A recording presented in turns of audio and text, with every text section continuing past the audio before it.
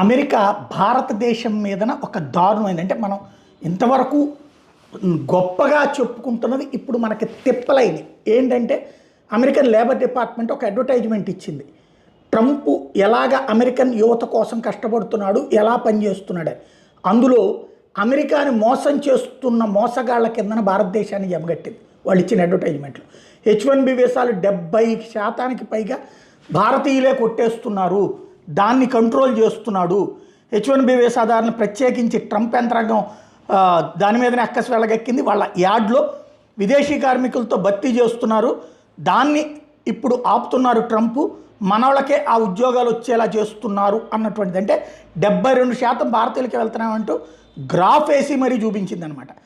అదే సందర్భంలో ఏదైతే ప్రాజెక్ట్ ఫైర్ వాల్ పేరుతో త్వరలో లేబర్ డిపార్ట్మెంట్ ఈ కంట్రోల్ చేస్తున్న దాన్ని ఎక్స్ప్లెయిన్ చేస్తూ ఆడిట్